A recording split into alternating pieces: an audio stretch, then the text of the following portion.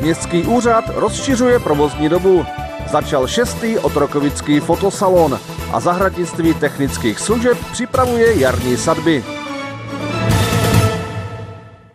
Už po 6. se v Otrokovické besedě sešly nejlepší fotografická díla členů Otrokovického fotoklubu s názvem Otrokovický fotosalon. Je tu zastoupená krajinná fotografie, je tu zastoupené zátiší, je tu zastoupená figurální fotografie, reportáž. Myslím si, že to je docela široká škála. Od 1. března je možné zhlédnout nejen díla otrokovických fotografů, ale pozvání přijali i hosté z fotoklubu Art Collegium Frýdek Místek. Zkrátka docela dobře si rozumíme a tak nějak máme se, nemůžu říct, máme se rádi jako takové nějaké bližší fyzické vztahy, ale zkrátka jsou to lidé, s kterými se cítíme dobře. Je to spíš tím, že si rozumíme jako lidé, ani ne jako fotografové, ale jako lidi, že zkrátka, jak už jsem říkal, je nám spolu dobře a cítíme se spolu dobře, dobře spolu vycházíme, bavíme se velice dobře, takže já si myslím, že všechny předpoklady pro to, aby ta spolupráce fungovala nadále, tak jsou naplněny. Dneska chystáte speciální akci poprvé v historii. Co to je? Fotoklub, náš otrokovický fotoklub nejenom, že myslí na budoucnost, kterou máme docela vytyčenou, ale myslí taky hlavně na minulost. A myslím si, že tam je důležité to, aby jsme si vážili těch lidí, protože, řeknu to takhle, v letošním roce oslavuje fotoklub už 64 let své existence. A myslím si, že tam je důležité, aby jsme se podívali i zpět do minulosti. A poděkovali těm, díky nim vlastně náš fotoklub dál žije a můžeme tady dneska být, vystavovat. A tak se náš fotoklub rozhodl, že vlastně udělá takovou síň slávy fotoklubu.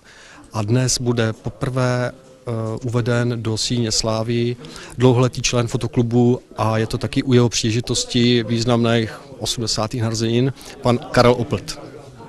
No tak nevím, já jsem zase tak moc úspěšný nebyl, sice nějaké ocenění jsem dostal, ale nikdy ne nějakou první cenu, většinou to byla druhá nebo třetí nebo pátá. Já jsem začal v roce 67 v Maravanu, my jsme měli závodní klub, tak jsme tam měli fotokroužek zároveň.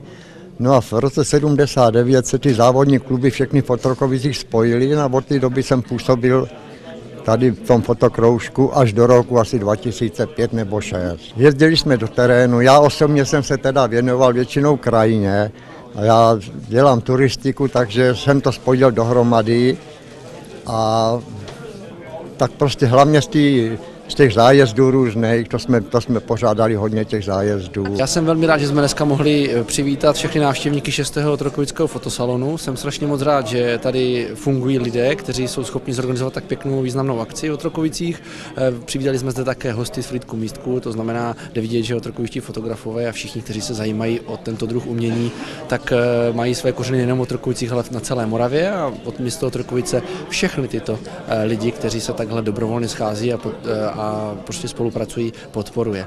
Tou podporou rozumíme nejenom finanční podporu jejich činností, kdy jsme dokázali před koncem roku poskytnout mimořádné peníze v řádech několika desítek tisíc korun Otrokovickému fotoklubu, ale také tím myslím prostory pro jejich činnost. Město Otrokovice zrekonstruovalo a v současné době rekonstruuje bývalý objekt bývalého relívaru v sídlo nebo v galerii, kde bude sídlit nejenom toto občanské sdružení Fotoklub, ale také občanské sdružení Rozumění a klub přátel historie města Otrokovice. Tato investice spoliká v řády 100 000 korun, ale my po letech můžeme předstoupit před tyto organizace, které se zabývají kulturou v různých podobách a uměním, historií a říct, že pro ně máme odpovídající podmínky pro jejich činnost, a tomu jsem velmi rád. Výstava potrvá do 30.